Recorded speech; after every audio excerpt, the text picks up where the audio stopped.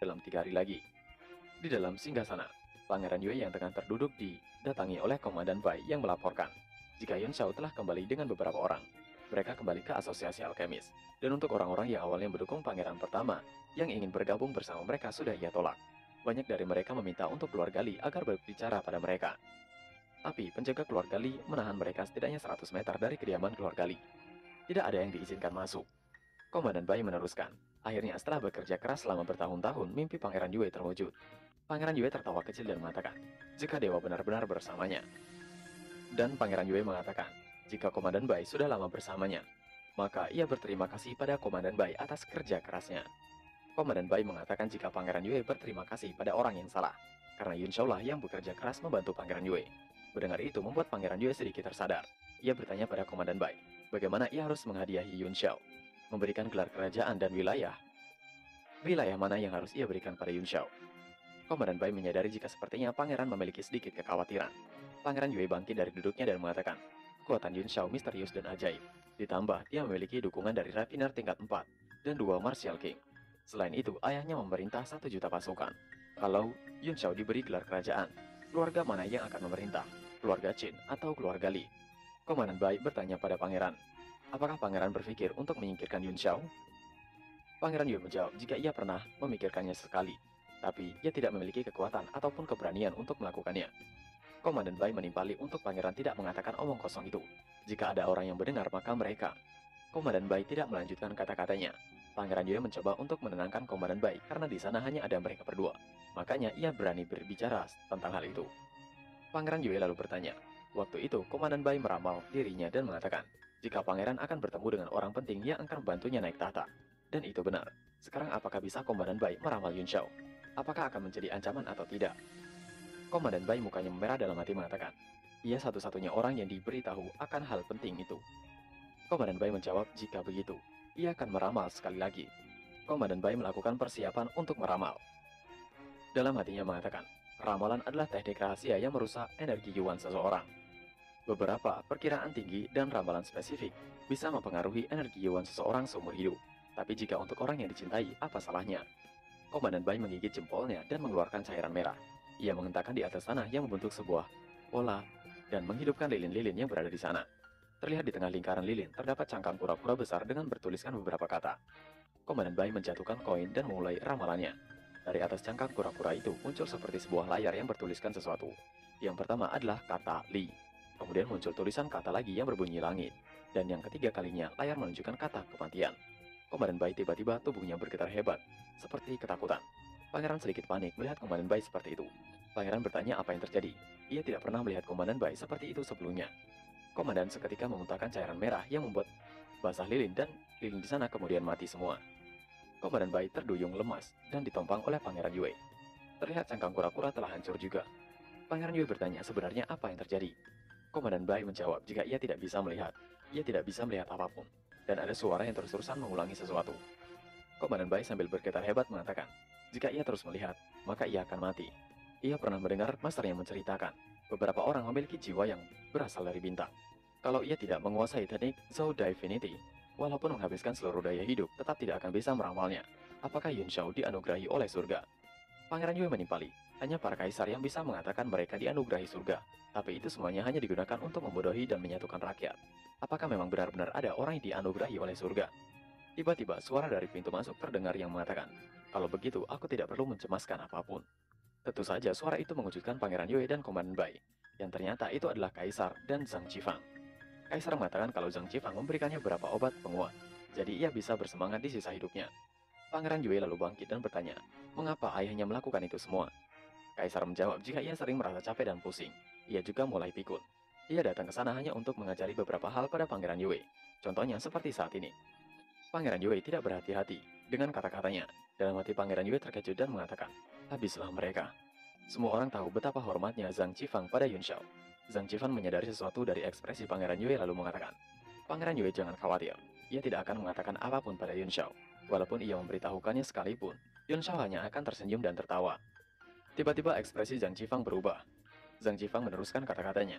Ia memperingatkan, Pangeran Yue jangan berpikir untuk melawan Yun Shao, atau pangeran akan menderita. Dengan ketakutan Pangeran Yue mengerti akan hal itu. Kaisar mengatakan, Yun Shao baru berusia 15 tahun. Dia bukan hanya seorang martial master bintang 3, tapi juga seorang alkemis tingkat 3 juga. Orang seperti Yun Shao tidak akan tinggal di kerajaan Tianshui lama, karena tempat Yun Shao adalah di antara para bintang. Mendengar itu dari ayahnya, Pangeran Yue menunduk dan mengatakan rasa terima kasih karena telah mengajarkan hal itu. Esok saat upacara penobatan, ia akan mengadu gerakan Yun Shao, status bangsawan dan tanah mana yang harus ia berikan pada Yun Shao. Kaisar menjawab, di tanah manapun jadi, tapi pastikan berikan tanah yang paling subur. Pangeran Yue bertanya, tanah yang paling subur? Zhang Qifang menyela, jika ia yakin setelah Pangeran Yue naik tahta, keluarga Li akan meninggalkan politik kerajaan Tianshui secara perlahan. Apakah Pangeran ingat mengenai sekte Sky Gathering? Dulu Sky Gathering adalah keluarga kuat di dalam kerajaan Dust Flame. Sekarang mereka meninggalkan politik dan menjadi kekuatan sebenarnya di dataran Tianwu. Mereka sangat kuat sampai-sampai orang biasa di Tianshui tidak bisa melihat mereka. Kaisar menimpali, jika apa yang dikatakan Zhang Qifang memang benar. Sayangnya ia tidak mengerti hal itu sampai semuanya terlambat. Yang Di saat itu marah dan pergi. Kerajaan Tianshui kehilangan salah satu harta berharganya. Pangeran Yue langsung menundukkan kepalanya dan mengatakan, jika ia mengerti, dan berterima kasih atas ajarannya. Kaisar mengatakan jika Pangeran Yue masih sangat muda, masih perlu banyak belajar, karena beberapa tahun lalu dirinya hanya fokus pada kekuatannya sendiri, yang akhirnya membuat Pangeran Yue dan kakaknya bertarung. Sekarang ia tidak memiliki banyak waktu untuk mengajari mereka dengan baik. Kaisar lalu meminta Zhang Qifang dan Komandan Bai meninggalkan mereka berdua, karena ia ingin mengobrol berdua dengan Pangeran Yue. Zhang Qifang terdiam sejenak mendengar permintaan itu yang kemudian berpamitan pada Kaisar dan meninggalkan mereka berdua. Berjam-jam kemudian, Komandan Bai dan Zhang Qifang melihat Pangeran Yue meninggalkan istana utama. Terlihat wajah Pangeran Yue dipenuhi dengan kesedihan. Di tengah malam yang cerah, dan hembusan angin kencang menerpa seolah-olah akan menerbangkan semua yang ada. Pangeran Yue mengatakan, jika ayahnya telah meninggal. Keesokan harinya, Pangeran Yue naik tahta dan memulai menunjuk para menterinya. Yun Shao dianugerahi gelar Prince Wucheng dan diberikan kota paling makmur di Tianshui, yaitu kota Martial Flame. Mulai dari sini kita akan memanggil Pangeran Yue dengan sebutan Kaisar, karena sudah naik tahta. Mendengar keputusan Kaisar Yue, istana berguncang dan Kaisar dituduh menyalahgunakan kewenangan. Tapi Kaisar membungkam mereka semua. Dijelaskan, jika kota Martial Flame berada di wilayah paling utara kerajaan, dan dia merupakan penghubung kerajaan Tianshui dan kerajaan Dust Flame.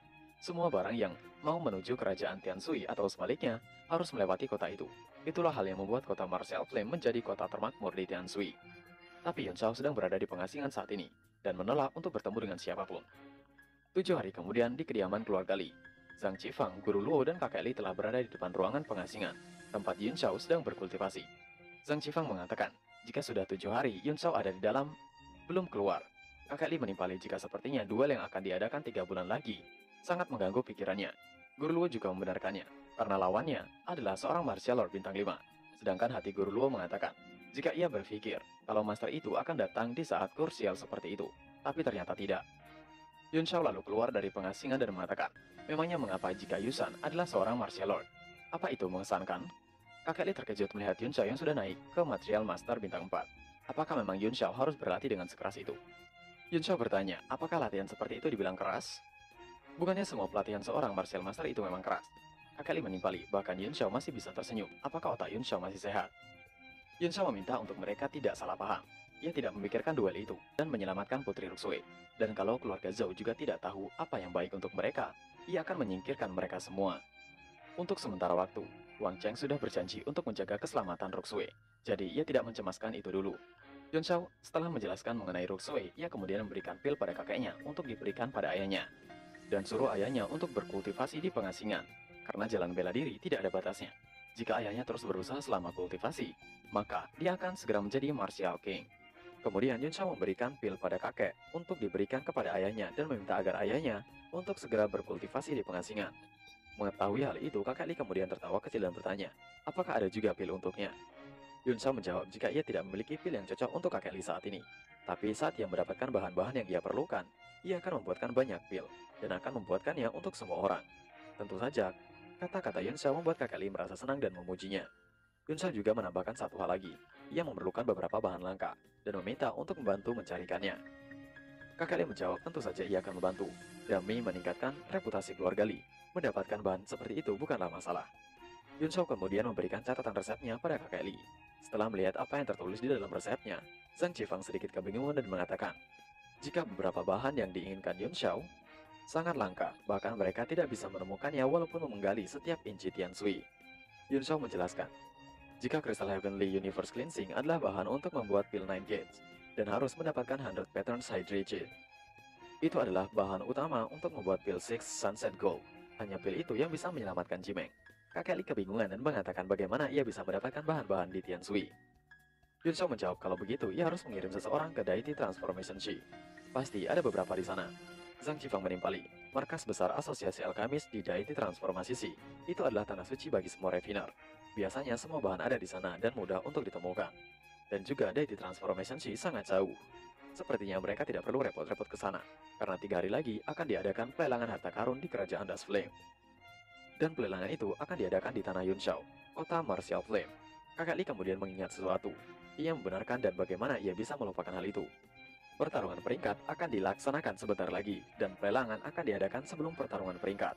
Kakek Li, Yun Shao, dan Su Han bersedia untuk tinggal di Tianshui. Jadi mereka langsung dipromosikan menjadi negara atas dan kota Martial Flame merupakan kota terbaik untuk mengadakan pelelangan. Yun Shao kebingungan dan bertanya, kota Martial Flame? Kota miliknya, apa maksudnya itu? Zhang Jifang mengatakan, jika Yun Shao sepertinya tidak tahu mengenai berita terkini. Dan bahkan Yun Shao tidak tahu kalau Kaisar Yue telah memberikan gelar Prince Wusheng dan memberikan kepemilikan permanen atas kota Martial Flame pada Yun Shao. Yun Shao sepertinya bersikap acuh tak acuh dan mengatakan, pemberian tanah itu hanya drama. Ia akan memiliki tanah kalau punya kekuatan. Kalau suatu hari keluarga Li melemah, maka mereka akan mengambil kembali tanahnya. Cuma orang bodoh yang terperdaya oleh hal seperti itu. Zhang Jifan mendengar penjelasan Yun Shao mengatakan, di usia muda seperti Yun Shao sudah memiliki pemikiran yang jauh ke depan, dibandingkan mereka yang sudah uzur. Kakek Li mengatakan, jika pelelangan nanti akan menggunakan batu Primordial Stone sebagai mata uang atau sebanding dengan harganya, Kakek Li akan berusaha mengumpulkan batu Primordial Stone untuk beberapa hari ini. Dalam hati Yun Shao mengatakan, pelelangan Thousand Treasures adalah pelelangan besar yang diadakan oleh Thousand Treasure Tower. Di kehidupan sebelumnya, ia sering menghadiri pelelangan ini. Mereka memang memiliki banyak item bagus. Ia tidak menyangka pelelangan bergengsi ini akan diadakan di kota yang tidak terkenal. Yun Shao mengatakan pada Zhang Qifang, jika ia berencana untuk memperbaiki pedangnya, Blacklash, dan akan meminjam ruangan pembuatan. Dengan semangat berapi-api, Zhang Qifang ingin melihat Yun Shao memperbaiki pedangnya. Berpindah di asosiasi alkemis, Su Han yang mendengar Yun Shao akan memperbaiki pedangnya langsung berbinar-binar matanya. Sembari melempar semua kertas yang ia pegang, ia meminta pada wanita reception untuk menyiapkan ruangan pembuatan. Walaupun langit runtuh, jangan ada yang mengganggu mereka. Di ruangan pembuatan, Yun Shao tengah menganalisa pedangnya didampingi oleh Zhang Qifang dan Su Han. Yun Shao mengatakan jika formasi pedang gravitasi mungkin masih bisa berguna sebagai serangan mendadak pada Great Martial Master. Tapi melawan seorang Martial Lord itu benar-benar tidak berguna. Kemudian Yun Shao melempar pedangnya ke atas dan memulai proses pembuatannya. Yun Shao menghapus semua formasi dan segel pada pedangnya yang kemudian menambahkan beberapa bahan material yang lain. Su Han dan Zhang Qifang bertanya-tanya, apakah Yun Shao berniat untuk mencoba meningkatkan senjata dari tingkat 1 ke tingkat 3? Memangnya bisa begitu? Yun Shao menggabungkan semua bahan pada senjatanya secara perlahan dan selesai begitu saja. Zhang Qifang dan Su Han melihat pedang itu yang kemudian saling tatap. Zhang Qifang bertanya pada Yun Shao, walaupun pedang itu dipenuhi soul power, tapi sepertinya telah kehilangan sesuatu. Yun Shao belum menggunakan sword condensing, itu berarti proses pembuatannya belum selesai. Yun Shao menjawab memang itu belum selesai. Sebenarnya ia berencana untuk membuatnya ke tingkat 3, tapi ia mendengar pelelangan Thousand Treasure akan segera diadakan. Jadi ia mau mendapatkan beberapa bahan bagus, dan membuatnya menjadi tingkat 4. Su Han mengatakan, bukannya hal itu akan merusak kualitas pedangnya? Yun Shao menjawab, jika ia mau meningkatkan satu tingkatannya, jelas ia bisa melakukannya dari tadi, tapi ia ingin membuatnya menjadi tingkat 4. Dengan sedikit senang, Zhang Qifang bertanya pada Yun Shao, mengapa tidak mereka saja yang membuatkan untuk Yun Shao? Bagaimanapun, ia dan Su Han seorang refiner tingkat 4. Jika Yun Shao membimbing mereka, mereka pasti bisa membuat senjata tingkat 4 dengan standar Yun Shao. Yun Shao menjawab jika itu tidak perlu, karena akan lebih mudah menggunakan senjata buatan sendiri. Selain itu, ia tidak bisa menggunakan kekuatan senjata tingkat 4 di levelnya yang sekarang. Mendengar jawaban Yun Shao, dua orang refiner itu bak bunga yang layu. Yun Shao yang melihat mereka mengerti dan mengatakan, tapi saat nanti ia membuatnya, ia akan mengundang mereka untuk melihat, dan mengajak untuk menelitinya bersama. Bunga yang layu itu langsung mekar berseri bak terkena sinar matahari. Yun Shao hanya menghela napas panjangnya. Yun Shao mengatakan, jika sepertinya ia harus bersiap untuk pergi ke kota. Keesokan harinya, di luar gerbang ibu kota, terlihat banyak sekali prajurit yang akan mengantar kepergian Yun Shao, termasuk dengan Kaisar Yue. Ia mengantarkan kepergian Yun Shao di pintu gerbang. Dalam hati Kaisar mengatakan, karena Yun Shao tidak tertarik dengan kekuasaan atau kejayaan, ia akan memperlakukan Yun Shao dengan sangat baik. Yun Shao mendekati Kaisar Yue dan memegang pundaknya sembari mengatakan, ia berharap Kaisar akan menjadi pemimpin yang baik. Kaisar Yue hanya tertawa lalu mengatakan, untuk Yun Shao tidak khawatir. Sambil menunjuk prajurit di belakangnya, Kaisar Yue mengatakan, ia tidak tahu apakah Yun Shao punya cukup bawahan atau tidak selama di kota Material Flame. Jadi, Kaisar meminta untuk membawa satu tim Guardian State bersamanya. Jika Yun Shao tidak memerlukan mereka, mereka suruh saja untuk pulang. Lalu komandan pertama Guardian State, Yi An, berlutut dan memberi hormat pada Yun Shao. Yun Shao melihat komandan itu mengatakan, jika orang itu berada di tingkat Great Martial Master bintang 9 puncak, dan menyimpulkan jika orang itu yang menggantikan Gao Feng. Kemudian Cao Qingwan meminta untuk membawa Yi An dan pasukannya, sepertinya sudah cukup. Dan juga komandan Cao Qingwan mengatakan pada Kaisar Yue, komandan Bai adalah salah satu dari dua dewi di Guardian State. Karena dia memutuskan untuk mengikuti Kaisar, maka Kaisar harus merawatnya dengan baik. Mendengar kata-kata itu membuat muka komandan Bai memerah merona. Kaisar di depan umum malah merangkul komandan Bai dan mengatakan, dia tidak akan mengecewakan komandan Cao Qingwan. Tentu saja itu membuat komandan Bai semakin malu. Yun Shao lalu mengatakan pada komandan Bai yang membuat komandan Bai terkejut. Yun Shao mengatakan, jika level meramal komandan Bai masih sangat rendah, dan mengatakan untuk tidak mengambil tindakan gegabah lagi. Jika komandan Bai bertemu dengan orang kuat, efek samping dari meramal itu mungkin akan menghancurkan Meridian, atau bahkan membuatnya gila. Yun Shao menambahkan, jika ia tidak salah, tetua kelima sekte komandan Bai lumpuh seumur hidup, karena bertahun-tahun dia mencoba meramal orang yang tidak seharusnya diramal. Tentu saja komandan Bai terkejut fakta bahwa Yun Shao mengetahui hal itu. Dan yang membuatnya terkejut lagi, alay. Dalam hati komandan Bai bertanya, bagaimana Yun Shao tahu jika dirinya meramalnya? Dan juga Yun Shao mengetahui asal sektenya dan bahkan tahu rahasia sektenya. Kaisar Yue meminta Yun Shao untuk tidak menyalahkan komandan Bai, karena ia yang memintanya untuk melakukan itu. Dan tentang masalah itu, Yun Shao kemudian menyela karena tidak mau mendengar ocehan yang tidak penting itu. Yun Shao mengatakan untuk Kaisar tidak menjelaskannya, karena jika ia menjadi Kaisar pun akan melakukan hal yang sama. Setelah ini, mereka tidak akan sering berbicara karena Pangeran Yue sudah menjadi Kaisar. Kaisar Yue menjawab, jika dirinya Qin Yue akan selalu menyambut Yun Shao. Yun Shao akan selalu menjadi Prince Wu Cheng dari Tianshui. Semua prajurit dan pejabat yang hadir meneriakkan julukan Yun Shao, Prince Wu Cheng berkali-kali. Yang kemudian Yun Shao dan yang lainnya berangkat menuju kota Martial Flame. Di tengah perjalanan, terlihat Meng Bai tengah gembira mengetahui masternya adalah seorang penguasa kota. Zhen Zhen meminta untuk Yun Shao melihat muridnya itu sangat lucu. Yun Shao hanya menimpali jika Meng Bai hanyalah anak-anak. Semua yang mereka mau adalah menjadi jenderal, Guardian State, dan yang lainnya. Saat mereka tengah berbincang, Yun Shao menoleh dan melihat sesuatu di depannya. Komandan Cao Qingwan mengatakan jika para bajingan datang lagi, yang kemudian meminta untuk semuanya berhenti. Di depan mereka sudah ada pasukan prajurit siswa yang menghadang.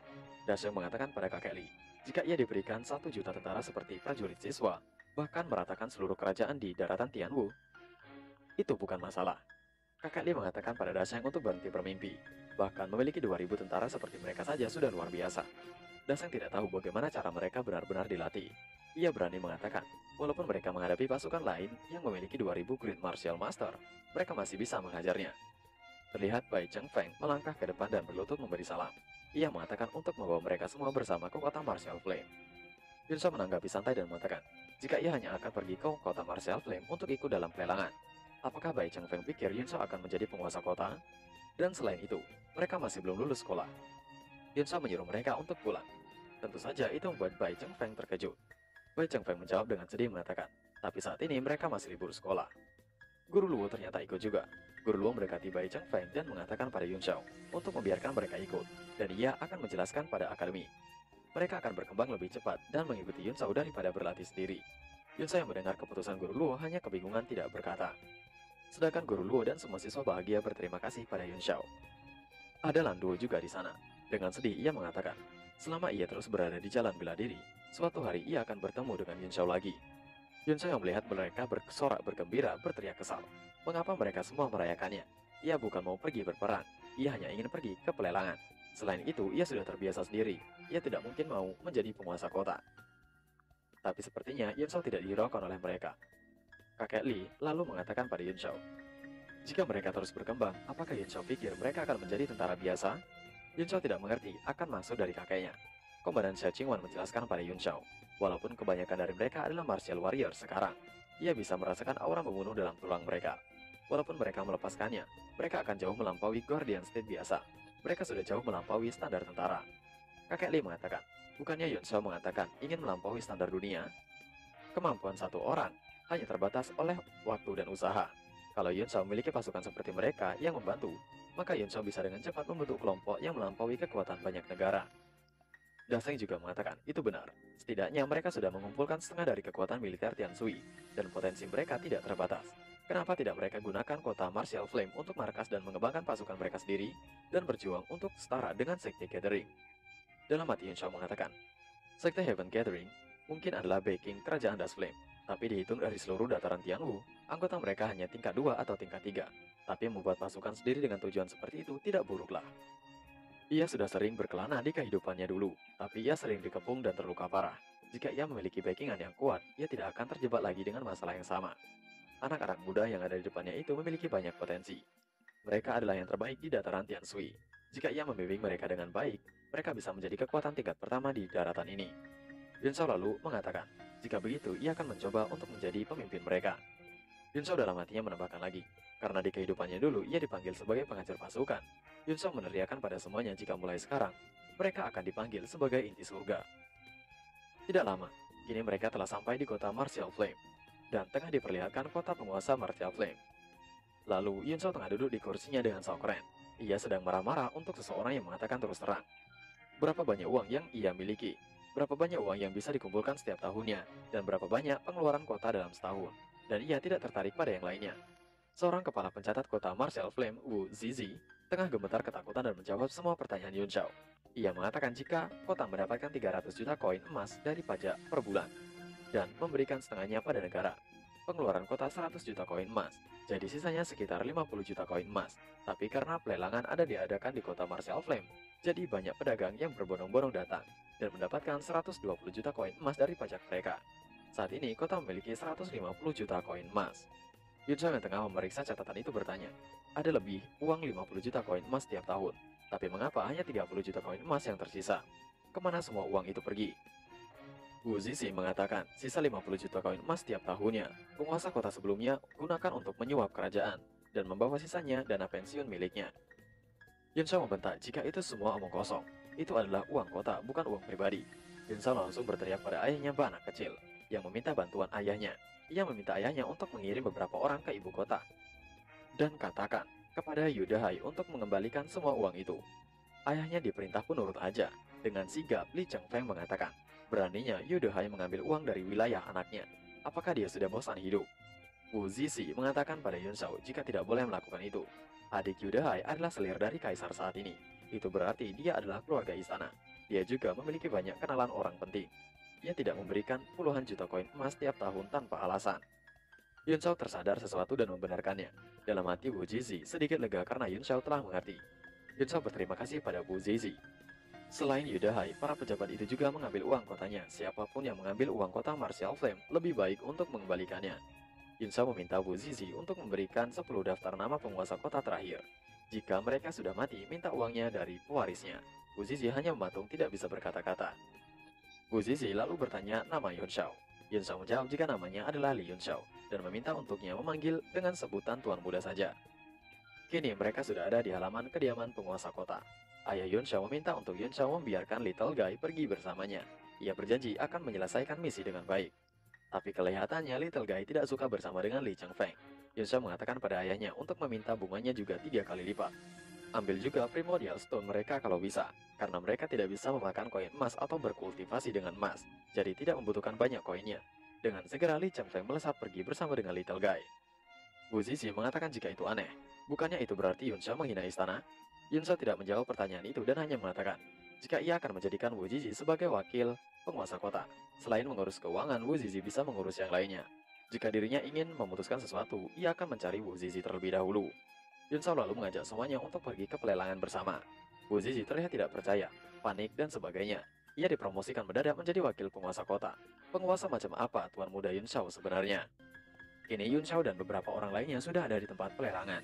Yun Shao mengatakan, jika kekayaan Thousand Treasure bisa menyaingi sebuah negara, dan bisa dibandingkan dengan asosiasi alkemis, mereka juga memperkerjakan dan mengumpulkan banyak refiner untuk menawarkan pelayanan. Jumlah warriornya bahkan lebih banyak lagi. Meng Bai berlari dan mengajak Yun Shao untuk melihat di kerumunan. Kerumunan yang Meng Bai tuju adalah seseorang yang telah melelang sesuatu terlihat seperti telur. Itu adalah telur musang pemecah angin beracun tingkat 2. Jarong yang melihatnya terkejut dan mengatakan, jika benda itu sangat langka, sangat sulit untuk menemukannya.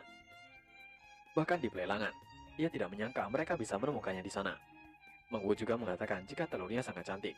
Ia penasaran monster seperti apa yang ada di dalamnya. Yun Xiao mengatakan jika itu hanya telur Green Demon Beast biasa, dan sepertinya pelangi itu dihasilkan dari kotak kristalnya. Yun Xiao meneruskan, telur tingkat 2 itu mungkin sudah hampir mati, tapi tetap masih beracun. Memasaknya untuk membayi mungkin masih berguna. Jiarong menimpali, memakan telur yang harganya setara dengan harga kota. Hanya Yun Xiao yang bisa melakukan itu. Ada seseorang yang menawar telur itu dengan mengatakan, ia sudah tahu harga telurnya dan penjual itu tidak perlu mengulanginya lagi.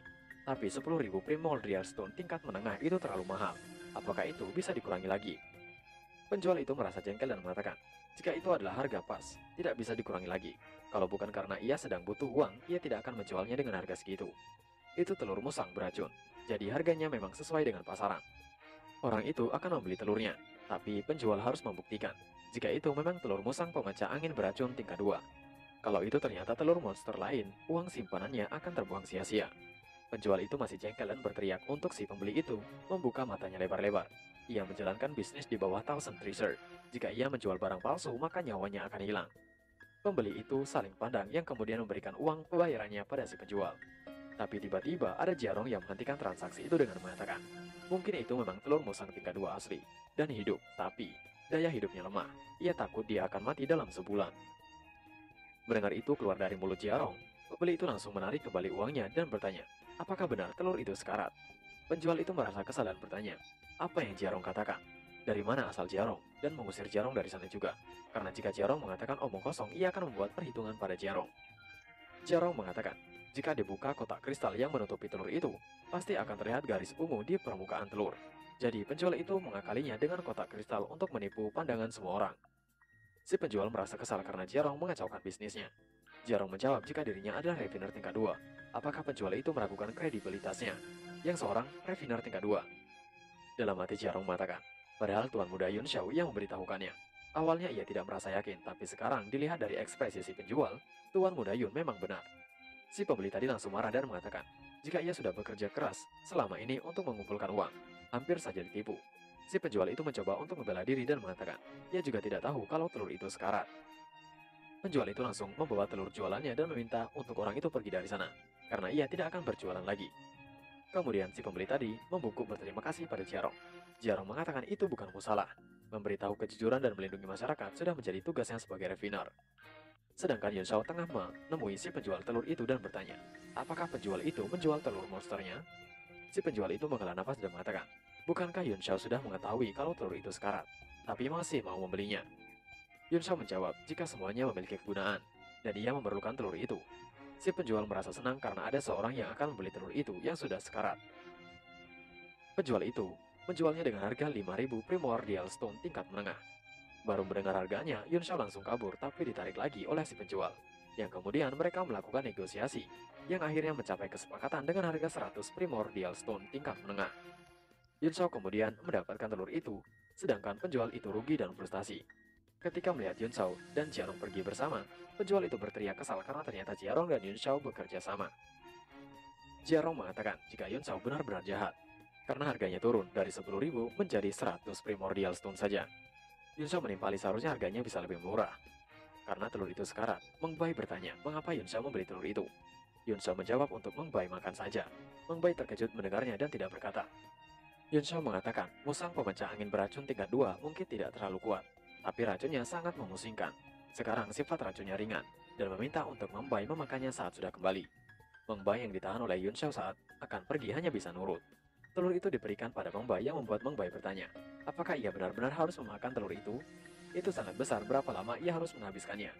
Yun Xiao menjawab jika Meng Bai harus menghabiskannya sekaligus. Dengan begitu racunnya akan efektif. Meng Bai udah mati duluan tuh kayaknya. Meng Wu yang sedang mencoba menenangkan adiknya mengatakan, bukannya mereka lebih baik menetaskan saja telurnya? Yun Xiao tanpa basa-basi langsung memberikan sebuah telur monster pada Meng Wu, dan meminta Meng Wu untuk mengambilnya dan menetaskannya. Meng Wu bertanya dalam hati Yun Xiao mendapatkan telur itu dari mana, dan hewan apa itu. Melihat Yun Xiao memberikan telur itu pada Meng Wu, membuat Jiarong cemburu dalam hatinya mengatakan, bukankah dirinya juga pengikut pertama Yun Xiao? Dan Meng Bai dalam hatinya mengatakan, bukankah dirinya adalah murid pertamanya? Yun Xiao menjawab jika ia mendapatkan di dalam cincin penyimpanan penjinah hewan. Sepertinya namanya adalah Su Pinghong. dan Yun Xiao akan mengajari Meng Wu cara menjinakkan hewan saat waktunya tiba.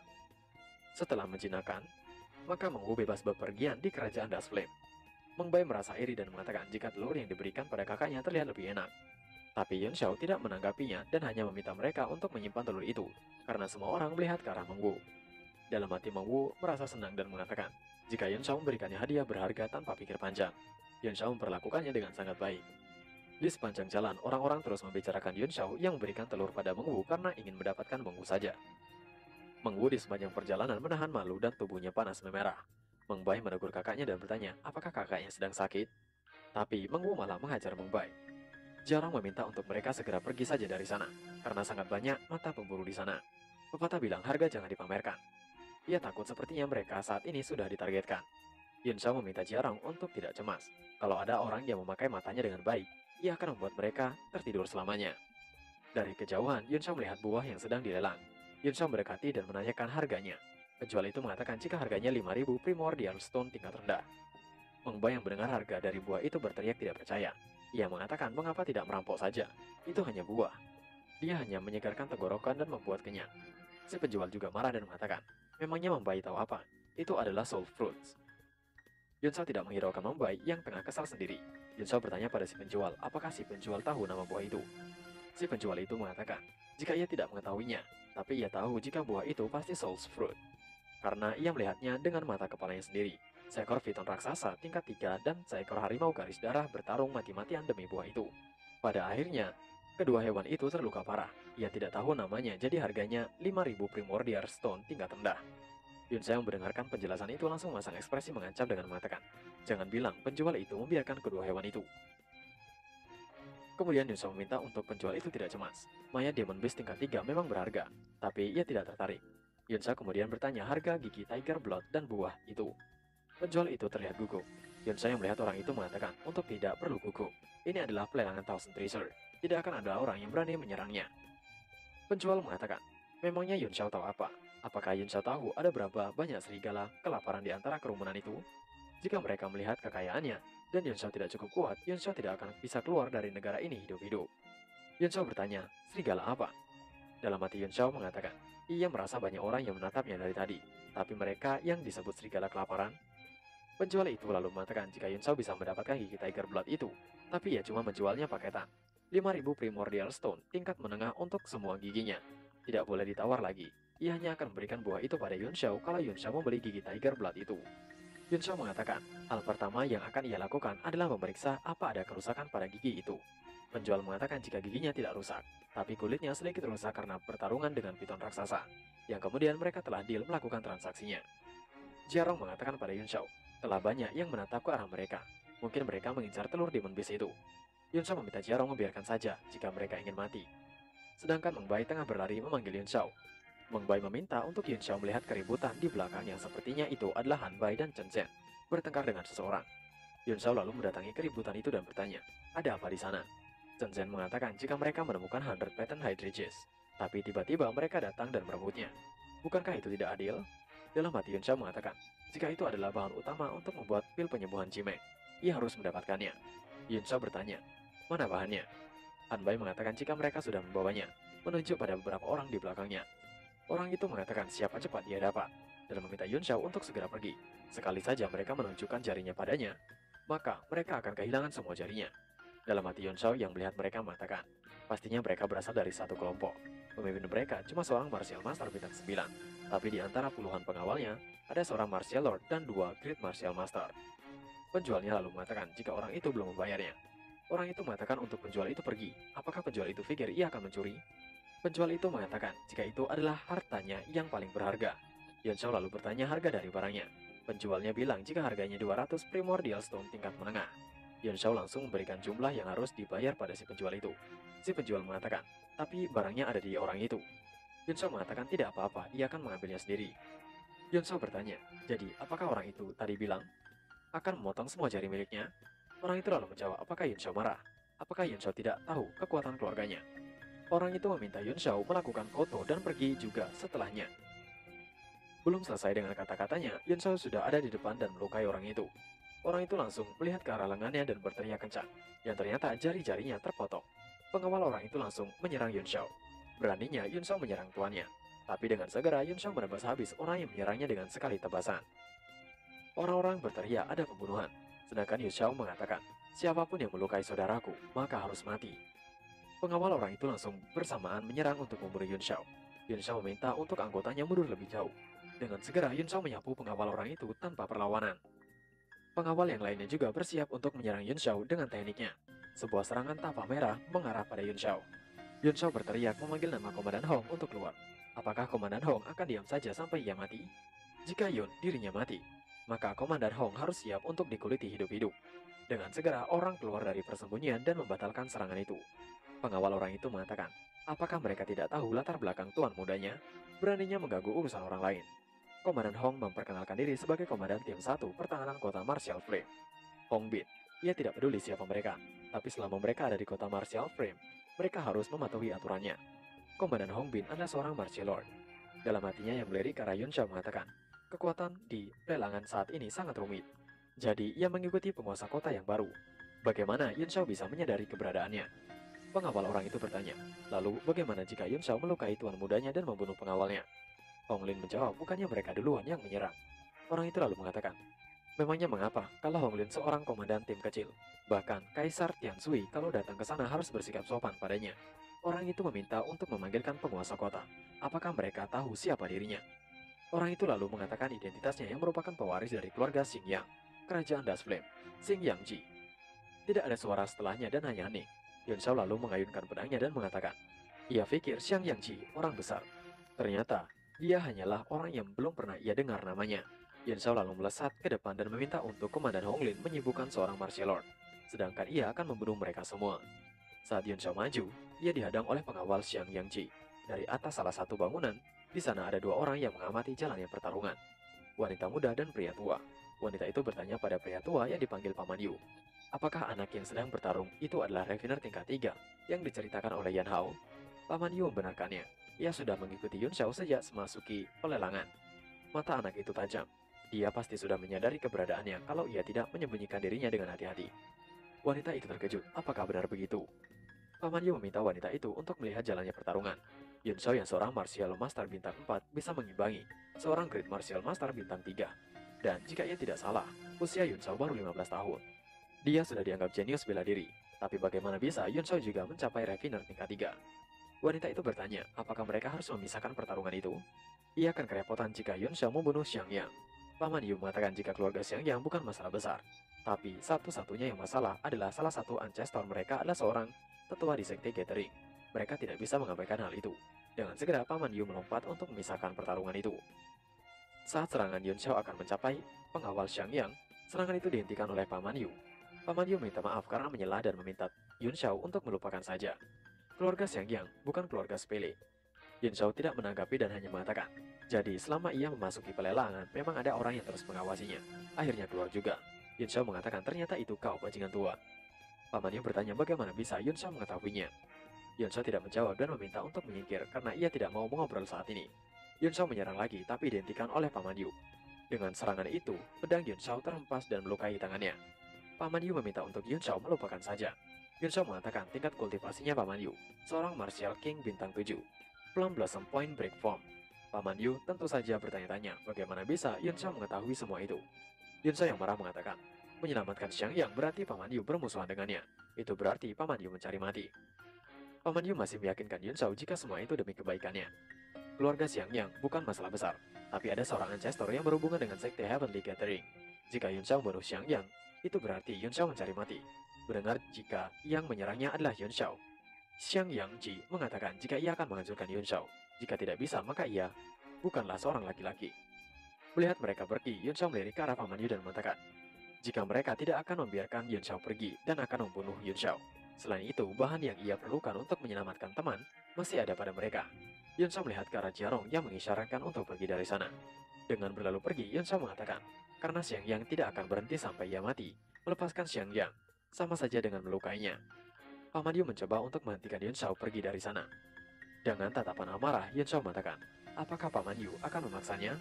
Jangan pikir ia tidak bisa mengalahkan Paman Yu, hanya karena Paman Yu adalah seorang Martial King bintang 7. Saat sedang berdebat, ada suara yang mengatakan, Jika semua itu hanyalah pattern high treat, mungkin itu adalah bahan langka, tapi bukan berarti dirinya tidak punya. Itu adalah wanita yang bersama Paman Yu. Wanita itu mengatakan untuk Yun Shao tidak terburu-buru. Ada alasan baik kenapa Paman Yu tidak membiarkan Yun Shao membunuh Xingyang.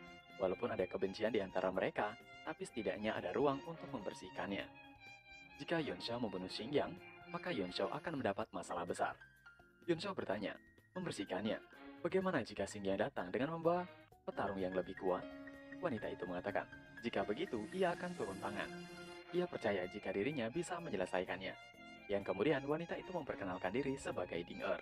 Dan nama lengkap Paman Yu adalah Yu Rong. Yun Shao menyetujui dan meminta untuk Ding Er menunjukkan bagaimana dia akan menyelesaikan masalahnya dengan Xingyang. Tidak lama, datang aura yang sangat mencekam mendekati mereka. Itu adalah orang-orang Xingyang, pria yang bernama Cheng Feizi, yang merupakan 4 keluarga besar kerajaan Das Flame datang dan menyapa Ding Er. Dengan sedikit merasa bingung, Ding Er mengatakan, jika telah banyak melihat kejadian hari ini, dan semuanya hanya salah paham. Ia berharap Cheng Feizi mau melupakannya, tapi dalam hati Ding Er mengatakan, baru saja ia sudah berjanji untuk membersihkannya, malah sudah muncul saja orangnya. Feizi bertanya pada Ding Er, siapa Yun Shao? Sehingga Ding Er berbicara untuk Yun Shao. Xingyang mengatakan pada Feizi untuk jangan sampai dibodohi oleh Ding Er. Ding Er adalah pembisnis. Ia tidak akan melakukan apapun tanpa mendapatkan keuntungan. Pastinya Ding Er mendapatkan banyak keuntungan saat membantu Yun Shao. Paman Yu menghentakkan tongkatnya dan mengatakan, apakah Xingyang pikir kalau dirinya tidak turun tangan? Apakah Xingyang masih hidup sekarang? Apakah Ding Er mencari keuntungan dari itu? Xingyang mengatakan, menyelamatkannya berarti menyelamatkan Yun Shao juga. Jika ia mati, maka Yun Shao juga akan mati. Tidak masalah seberapa hebat latar belakangnya. Yun Shao tertawa, terbahak-bahak dan bertanya pada Paman Yu, apakah ada yang ingin Paman Yu katakan lagi? Paman Yu yang sudah naik pitam mengatakan, jika menyelamatkan Xingyang sama saja menyelamatkan seekor anjing. Ding Er buka suara dan mengatakan pada Feizi untuk menghormati dirinya. Walaupun dirinya hanyalah seorang gadis di pelelangan, tapi ia sering berbisnis dengan keluarga Zhou, Wang, Mo dan keluarga Cheng. Selain itu, ada orang dari Guild Pedagang Tian Yuan di seluruh daratan. Mengapa Feizi tidak melupakan masalah itu saja? Dalam hati Yun Shao mengatakan, jadi mereka berasal dari Guild Pedagang Tian Yuan? Dijelaskan jika Guild Pedagang Tian Yuan adalah bagian dari pengurus aliansi pedagang. Mereka memiliki pengaruh di seluruh Tianwu. Banyak usaha besar dan kecil di seluruh Tianwu membentuk aliansi. Guild Pedagang Tianwu adalah salah satu dari 13 pengurus. Dan Thousand Treasure Tower bukan cuma satu dari 7 pengurus permanen, tapi juga merupakan pemimpin seluruh organisasi. Hari ini organisasi mereka sudah menjadi superpower di Tianwu. Tidak ada yang berani meremehkannya. Feizi menjawab, ia tidak bermaksud mempermalukan Ding Er, tapi Xingyang adalah salah satu perwakilan dari para bangsawan kerajaan Das Flame. Tapi Yun Shao membunuh bawahan Xingyang dan memotong kelima jari Xingyang. Ini sama seperti menampar wajah mereka. Bagaimana bisa Xingyang nanti mempertahankan kewibawaannya? Feizi mengusulkan kesepakatan, karena ia juga tidak bisa mempermalukan Ding Er. Dengan tertawa, Feizi mengatakan, bagaimana jika Yun Shao melakukan koutou 10 kali, menghancurkan dantian dan memotong-motong tangannya, dan berlutut di pintu masuk pelelangan sampai acara ini selesai. Maka ia akan mengampuni Yun Shao. Xingyang mengatakan jika Feizi masih sangat baik mau mengampuni Yun Shao. Ding Er mengatakan, hukuman yang diajukan oleh Feizi sama saja membunuh Yun Shao. Yun Shao tertawa terbahak-bahak mengatakan, sudah bertahun-tahun ia tidak bertemu dengan orang seperti mereka, karena mereka semua mati. Feizi mengatakan pada Ding Er sepertinya Yun Shao sendiri yang tidak menerima niat baiknya. Maka jangan salahkan dirinya, dan meminta untuk Ding Er menyingkir agar tidak terluka. Yun Shao yang melihat orang-orang Feizi mengatakan, jika ada 2 Martial King dan 4 Martial Lord. Ding Er masih mencoba untuk menghentikan Feizi, tapi sepertinya tidak bisa. Feizi mengatakan ia sudah menghormati Ding Er, tapi Ding Er malah menolaknya. Ia berasal dari keluarga terhormat kerajaan Das Flame. Jika mereka pergi begitu saja, lalu di mana kehormatan mereka? Yun Shao mengeluarkan piercing arrow dan mengatakan, jika badut tetaplah badut. Yun Shao menembakkan piercing arrow itu ke udara. Feizi mengatakan, jadi Yun Shao adalah tentara kerajaan Tianshui. Apakah Yun Shao pikir bisa menang walau tentara Yun Shao ada 10.000 orang? Orang-orang dari Feizi terus menertawakan Yun Shao dan mengolok-oloknya. Terlihat prajurit Yun Shao berlari berdatangan memasuki arena pelelangan dan memenuhi setiap gang dan tempat di sana. Para prajurit di sana mengeluarkan aura membunuh mereka untuk menakuti lawan. Bai Cheng Feng lalu berlutut dan melapor, jika 2.330 anggota inti surga sudah berkumpul. Tidak lama datang juga rombongan Komandan Xiao Qingwan dan juga tentara unit pertama Guardian State dan memberi salam pada Yun Shao. Fei Zi langsung kena mental dalam hatinya mengatakan, bagaimana bisa seorang anak muda dari negara kecil memiliki sangat banyak bawahan yang kuat. Yun Shao lalu menunjuk salah satu pengawal Xingyang dan mengatakan, bukankah kau tadi bilang akan meretakkan kepalaku? Pengawal itu ketakutan dan mengatakan dengan gagap, jika itu bukan dirinya yang mengatakan itu. Pengawal itu berlari menjauhi Yun Shao dan meminta tolong pada Fei Zi. Yun Shao tentu saja tidak membiarkannya dan menggunakan kekuatannya untuk menarik pengawal tadi mendekat padanya dan langsung menghancurkan tulang lehernya yang membuat prajurit itu tewas seketika. Xingyang berlutut gemetar ketakutan. Yun Shao mengangkat jarinya ke atas dengan memberi perintah. Dengar semuanya, bunuh mereka, remukan setiap incinya. Fei Zi terkejut ketakutan. Prajurit Yun Shao tanpa menunggu lama langsung berlari mendekati para orang-orang bodoh dari kerajaan Dust Flame untuk membunuh. Fei Zi yang ketakutan hingga terbaring di jalan mengatakan, apakah mereka tidak takut kalau seluruh keluarga mereka terbunuh? Apakah mereka adalah orang idiot? Pengawal Fei Zi mengatakan, mereka adalah bangsawan dari kerajaan Dust Flame. Bahkan raja dari Tian Sui harus memberi hormat pada mereka. Komandan Xiao Qingwan juga maju dan mengatakan, ayo sambut aku. Melihat Komandan Xiao Qingwan, dua pengawal Fei Zi mengatakan dalam hati, mereka berdua adalah seorang Martial King bintang 1, tapi Komandan Xiao Qingwan adalah Martial King bintang 8. Perbedaan mereka sangat besar. Sedangkan Fei Zi yang panik karena semua bawahannya sudah kalah dalam hatinya mengatakan, jika mereka semua sudah gila. Fei Zi berteriak, jika dirinya berasal dari keluarga Cheng dari kerajaan Dust Flame, jangan berani-beraninya mereka menyentuh dirinya. Ia ingin bertemu dengan penguasa kota Martial Flame. Biarkan ia bertemu dengan penguasa kota. Namun tidak ada yang mendengarkannya, dan orang-orang masih disibukkan dengan pertarungan. Fei Zi tampak takut dan gemetar. Berkali-kali ia mengatakan, jika mereka semua sudah gila, apakah mereka memang benar-benar tidak peduli? Ding Er yang melihat semua kejadian itu lalu meminta Yun Shao untuk menghentikan semuanya. Apakah Yun Shao tahu apa yang telah Yun Shao lakukan? Fei Zi adalah pewaris keluarga Cheng, salah satu dari 4 keluarga besar. Membunuh Fei Zi akan membawa bencana besar ke Tian Sui. Yun Shao menanggapi santai dan mengatakan, keluarga Cheng, kalau mereka kurang ajar, ia tidak akan segan menghapus mereka dari kerajaan Dust Flame. Pernyataan Yun Shao membuat Ding Er bengong tidak percaya sama sekali. Komandan Xiao Qingwan telah membereskan orang terakhir dari Fei Zi dan melemparkannya. Fei Zi langsung melakukan koto di depan Yun Shao dan meminta ampun berkali-kali. Ia salah karena telah berurusan dengan Yun Shao. Ia tidak akan berani mengulanginya lagi. Fei Zi terus-menerus memohon ampun pada Yun Shao. Ding Er lalu menyela dan mengatakan, untuk Yun Shao melepaskan mereka. Dia yang akan mengurus situasi di sana, jika Yun Shao menghentikan niatnya itu. Paman Yu juga sama menyela. Jika Yun Shao berhenti sekarang, Guild Pedagang Tian Yun akan membantu menyelesaikan masalah ini. Mereka berjanji akan mengurangi masalah Yun Shao. Tapi Yun Shao tidak mendengarkan mereka dan malah membentak mereka. Diam! Yun Shao meneruskan, bukannya ditampar di muka mereka sudah cukup. Maksudnya adalah, bukannya mereka sudah dipermalukan sekali, masih belum cukup. Apakah mereka berdua pikir, dengan menjadi guild pedagang saja sudah hebat? Hanya Thousand Tracer yang bisa sedikit menarik perhatiannya. Selebihnya mereka bukanlah apa-apa. Mendengar pernyataan Yun Shao, Ding Er terdiam dalam hatinya mengatakan, apakah guild pedagang Tian Yun benar-benar akan jatuh? Fei Zi masih terus melakukan koto mengatakan, untuk Yun Shao mengampuninya. Ia sudah melakukan koto. Yun Shao hanya mengatakan satu kata, menjijikan. Sambil berbalik arah, Yun Shao mengatakan, bunuh mereka. Yan sudah siap dengan pedangnya dan bersiap untuk menebaskan pedangnya itu. Tapi saat belum pedang itu menyentuh Fei Zi, ada seseorang yang mengatakan, siapa yang berani membunuh di pelelangan Thousand Tracer?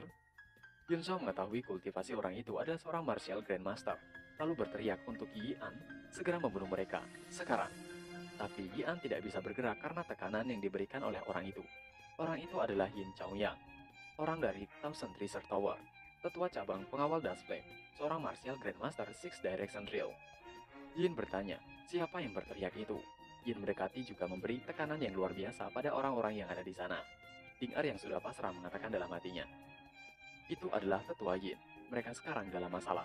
Saat pelelangan Thousand Tracer dilaksanakan, mencuri dan membunuh adalah dosa besar. Keluarga Cheng masih bisa diurus, tapi melanggar peraturan pelelangan sama saja dengan cari mati. Fei Zi merasa senang dan mengatakan akhirnya ia selamat.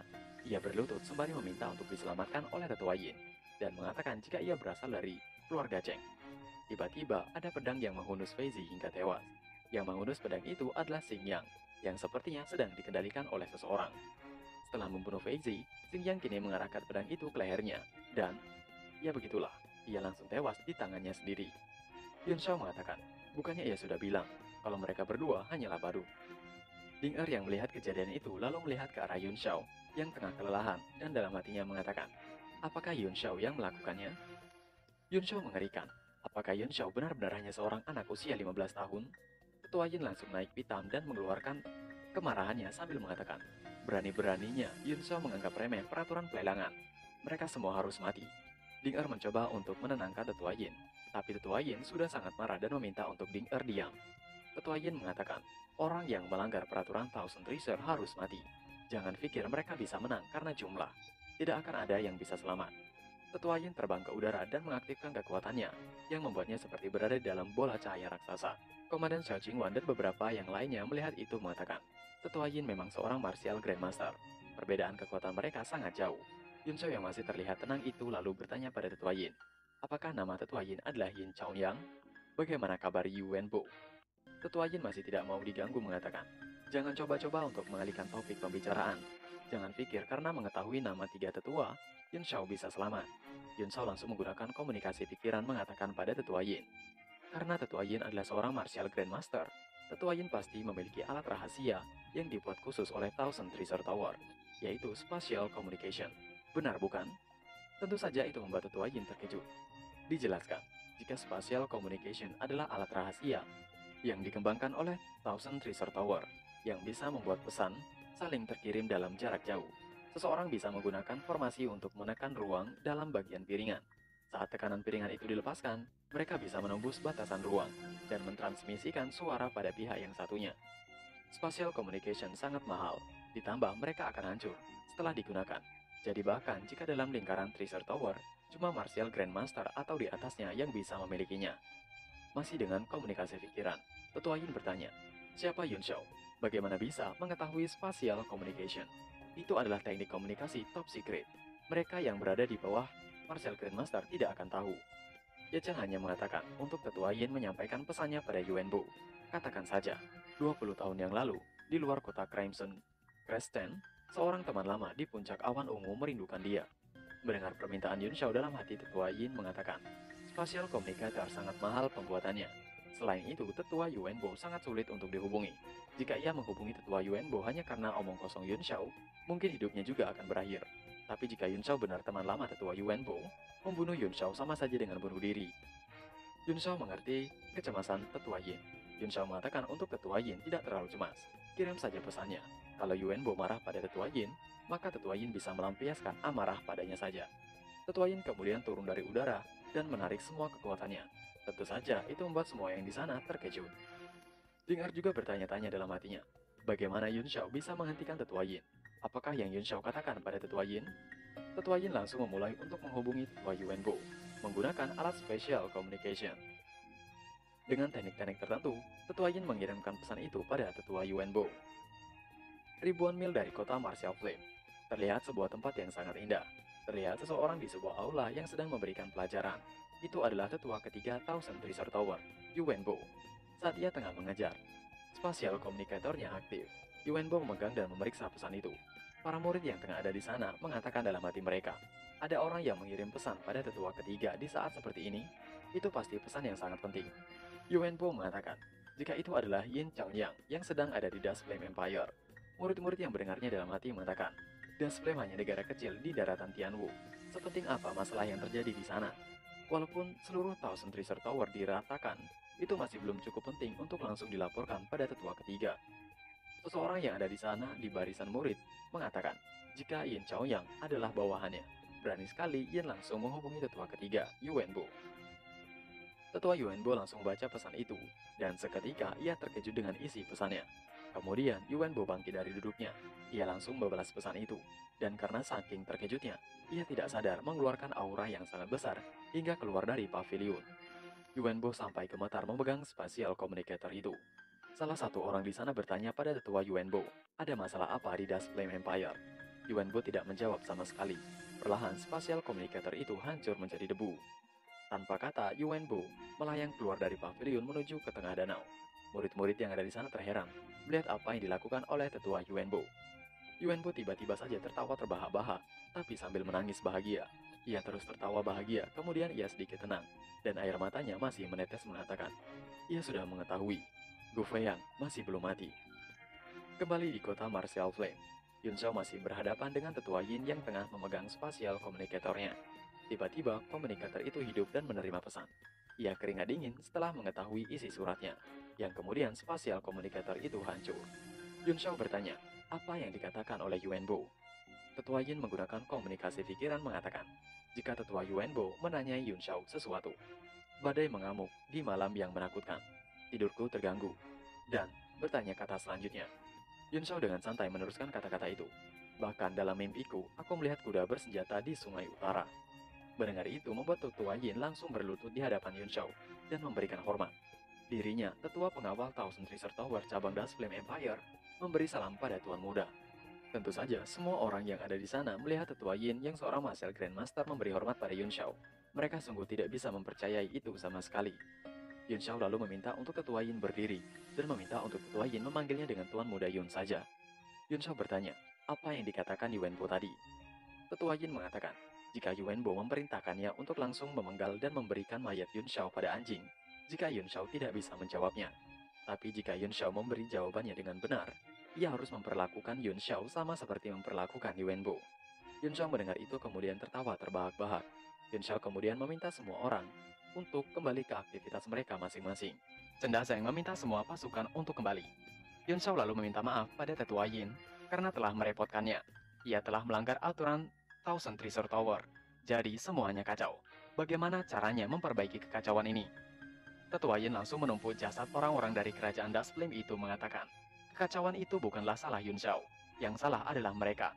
Itulah yang terjadi kepada orang yang telah melanggar aturan Thousand Treasure Tower. Mereka juga menggunakan kekuatan mereka untuk menekan orang lain. Itulah yang terjadi pada orang-orang yang melanggar aturan. Itulah yang terjadi pada orang-orang yang telah menghina teman lama tetua ketiga. Tetua Yin lalu memanggil orang-orangnya untuk membereskan kekacauan itu. Ia mengatakan pada orang-orangnya, karena melanggar aturan Thousand Treasure Tower, Xing Yangji dari keluarga Xing Yang dan Cheng Feizi dari keluarga Cheng pantas untuk mati. Ikat mayat mereka dan kirim ke kerajaan Das Flame. Sisanya seret keluar kota dan bakar. Ding Er dan Paman Yu masih tidak mengerti apa yang sebenarnya terjadi. Dalam hati Ding Er mengatakan, aturan Thousand Treasure Tower sama kerasnya seperti besi. Tidak ada pengecualian selama ribuan tahun. Mereka tidak akan melonggarkan sedikit pun. Bahkan saat melawan pelindung Das Flame Empire, Sekte Heaven Gathering. Tapi saat ini, Tetua Yin bersikap sangat sopan pada Yun Shao. Tetua Yin masih mengobrol dan bersikap sopan pada Yun Shao, meminta untuk mengatakan apa saja yang Yun Shao inginkan. Ia akan memenuhinya, karena perintah Yun Shao adalah perintah dari tetua ketiga Yuan Bo. Sedangkan Komandan Xiao Qingwan dan kakek Li tidak bisa berkata lagi. Dalam hati mereka mengatakan, seorang Martial Grandmaster bertingkah sangat sopan. Apakah itu memang sifat dari Martial Grandmaster? Mereka lalu berjalan menyusuri jalan pelelangan. Yun Shao berterima kasih karena sudah membereskan masalah yang telah ia timbulkan. Karena masalah itu adalah masalah yang sangat serius. Jika ia nanti membutuhkan sesuatu, ia akan mencari Tetua Yin. Jadi jangan coba-coba untuk lari. Tetua Yin dengan sopan mengatakan, ia tidak akan berani melakukan itu. Tetua Yin lalu memberikan sesuatu pada Yun Shao. Itu adalah kartu emas VIP yang digunakan di aliansi pedagang. Dengan itu, Yun Shao bisa membeli apapun dengan harga 70% dari harga normal. Dengan latar belakang Yun Shao, seharusnya dapat kartu yang lebih baik. Tapi ia hanya tetua wilayah, jadi itulah kartu terbaik yang ia miliki. Yun Shao menerima kartu itu dan berterima kasih. Itu mungkin akan berguna nanti. Dalam hati tetua Yin mengatakan, ia sedang membangun hubungan dengan Yun Shao. Berapa banyak orang di dunia ini yang bisa membuat tetua ketiga hormat? Yun Shao memang masih muda, tapi dia pasti akan menjadi orang penting di masa depan. Mendekati Yun Shao adalah jalan yang paling pas untuk sekarang ini. Saat Yun Shao menjadi orang penting nanti, setidaknya ia akan memandang dirinya. Yun Shao menyimpan kartu itu ke dalam cincinnya dan bertanya, apakah Thousand Treasure Tower memiliki kristal Heavenly Cleansing dan Sulfuric Haze? Tetua Yin mengatakan, selama benda itu ada, Thousand Treasure Tower pasti memilikinya. Walaupun cabang Das Flame kehabisan stoknya, mereka bisa membawakannya dari cabang lain. Ia akan menyuruh orang untuk memeriksanya sekarang. Ding Er mendengar percakapan itu langsung menyela dan mengatakan pada Yun Shao, aliansi pedagang Tian Yun punya kristal Heavenly Cleansing dan Sulfuric Haze. Ia bisa meminta seseorang untuk membawanya sekarang. Tetua Yun merasa tersaingi dan mengatakan, jika stok mereka pasti lebih bagus kualitasnya dari yang dimiliki Ding Er. Ding Er ngegas mengatakan, ia baru saja mengirim perintah. Orang yang ia perintah pasti sedang dalam perjalanan. Tetua Yin merasa kesal karena Ding Er bersikap sembrono dan mendahuluinya. Tapi Yun Xiao menghentikan perdebatan itu. Yun Xiao mengatakan pada Tetua Yin, ia menghargai kebaikan Tetua Yin. Untuk sekarang, ia akan memakai milik Ding Er. Dalam hati Ding Er mengatakan, jadi Tetua Yin memiliki alasan untuk mendekati Yun Xiao. Ia berpikir, dirinya bisa menyengkram Yun Xiao kalau ia meminjamkan pengaruh dan kekuatan aliansi dagang Tian Yun. Tapi sepertinya, sekarang sudah tidak mungkin. Karena bahkan tetua wilayah Thousand Treasure Tower menjilat sepatu Yun Xiao. Aliansi dagang Tian Yun pasti bukan apa-apa di mata Yun Xiao. Kakek Li terlihat sangat frustasi dengan tingkah cucunya. Dalam hatinya mengatakan, mereka sudah mencari ke seluruh Tian Sui, tapi tidak menemukannya. Tapi sekarang, dua aliansi dagang terkenal menawarkan secara cuma-cuma apa yang sebenarnya Yun Xiao katakan pada tetua Yin tadi. Ia harus menanya Yun Xiao nanti. Tetua Yin terus memberikan barang-barang berharga. Kali ini adalah rencana VIP untuk pelelangan Thousand Treasure Tower, dan meminta Yun Xiao untuk berpartisipasi di pelelangan besok. Ia akan menyuruh seseorang untuk memberikan daftar pelelangan saat sudah siap. Yun Xiao menerima rencana itu dan berterima kasih. Setelah itu, Tetua Yin pergi dari sana. Saat Yun Xiao, kakek Li dan Komandan Xiao Qingwan berjalan meninggalkan pelelangan, Ding Er dan Paman Yu mengikuti mereka dari belakang. Saat Yun Xiao berhenti, mereka juga berhenti. Begitu terus yang terjadi, yang akhirnya Ding Er mengatakan maksudnya. Berpindah di aula pertemuan kota Martial Flame. Yang ada di ruangan itu adalah Ding Er, Paman Yu, dan Yun Xiao. Yun Xiao meminta Ding Er untuk to the point saja, karena ia sangat sibuk. Ding Er dengan segera mengatakan, jika aliansi dagang Tian Yun sedang menghadapi bahaya, jadi ia meminta bantuan dari Yun Xiao. Hadiah dari mereka pasti akan memuaskan Yun Xiao. Yun Xiao tidak menjawab permintaan itu, dan Yun Xiao menanyakan sesuatu. Apakah event tandem aliansi pedagang akan diadakan tahun ini? Ding Er seperti terkejut mendengar Yun Xiao menyebutkan hal itu. Ding Er merasa senang dan mengatakan, Yun Xiao benar-benar menarik. Yun Xiao tinggal di Tian Sui, tapi mengetahui tentang event tandem. Jika begitu, Yun Xiao pasti tahu tentang posisi aliansi pedagang Tian Yun yang tidak diuntungkan. Dijelaskan, jika event tandem adalah acara yang terdiri dari bela diri dan seni pembuatan. Tes-tes itu dibuat untuk menentukan kemampuan setiap anggota aliansi pedagang dan kemudian mendistribusikan kekuatan dan kewenangan pada mereka. Orang-orang yang masuk ke tes itu haruslah orang anggota aliansi pedagang dan berusia 30 atau lebih muda. Aturan itu dibuat untuk memprediksi kekuatan sebuah aliansi pedagang ke depannya. Di setiap eventnya, pasti selalu ada 1 atau 2 perubahan di dalam 7 anggota pengelola utama. Bahkan pengalaman 20 anggota lainnya berubah drastis. Ding Er menjelaskan, saat ini dalam hal potensi dan kekuatan, aliansi dagang Tian Yun ada di posisi 17 dari 20 aliansi pedagang lainnya. Mereka akan menjadi mangsa bagi aliansi yang lain. Jadi ayahnya, pemimpin aliansi dagang Tian Yun, Ding Shan, sudah mencoba usaha terkerasnya merekrut para pemuda dengan bakat terbaik di seluruh dunia. Yun Xiao menimpali, jika ia bukanlah anggota aliansi, jadi bagaimana caranya akan membantu? Ding Er menjawab jika itu bukan masalah, mereka bisa memberi Yun Xiao identitas. Masih ada waktu 6 bulan sebelum acaranya dimulai. Acaranya akan diadakan di kota Song Moonrise. Yun Xiao menyanggupi untuk membantu mereka, tapi mereka harus membayar di awal. Ia tidak bisa menunggu selama itu. Paman Yu mengatakan, mengapa harus bayar di awal? Bagaimana mereka tahu Yun Xiao tidak mempermainkan mereka, atau Yun Xiao masih hidup saat event berlangsung? Yun Xiao tertawa mengatakan, Paman Yu pasti berpikir, ia akan mati setelah membuat marah keluarga Xingyan dan keluarga Cheng. Benar bukan? Tanpa ragu-ragu, Yun Xiao langsung mempersilahkan mereka untuk pergi dari sana. Ding Er lalu meminta Yun Xiao untuk tidak mendengarkan orang tua itu, karena bahkan Thousand Treasure Tower melindungi Yun Xiao. Terus apa yang bisa keluarga itu lakukan pada Yun Xiao? Ia hanya penasaran, bayaran apa yang Yun Xiao minta? Yun Xiao tanpa basa-basi mengatakan, jika ia menginginkan 50 kapal perang terbang. Mendengar permintaan Yun Xiao membuat Paman Yu membentak. Apakah Yun Xiao pikir kapal perang terbang itu murah?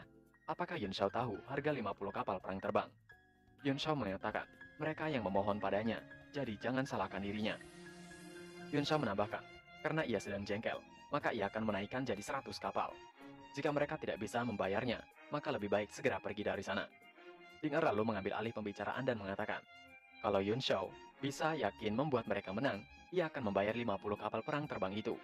Yun Xiao dengan percaya diri mengatakan, ia bisa membuat aliansi pedagang Tian Yun berada di posisi pertama di event tandem dan membuat mereka menjadi salah satu aliansi pengelola. Ding Er terkejut dan berusaha meyakinkan, tempat pertama. Yun Xiao menambahkan, tapi harganya bukanlah 50 lagi, tapi 100. Ding Er bertanya, apakah Yun Xiao yakin bisa menang? Yun Xiao mengatakan, dalam 6 bulan lagi, ia akan menjadi Martial Lord for Quadrant Realm dan menjadi Refiner tingkat 4 puncak. Dan pertanyaannya adalah, apa ada lebih dari 7 bakat muda yang bisa mengalahkan dirinya? Ding Er menjawab, jika begitu, menjadi salah satu dari 7 pengelola bukanlah hal yang tidak mungkin. Tapi bagaimana Yun Xiao bisa memastikannya? Yun Xiao mengatakan, jika ia tidak bisa membuat mereka menjadi salah satu pengelola, apapun yang ia minta hari ini, ia akan membayarnya 10 kali lipat pada mereka.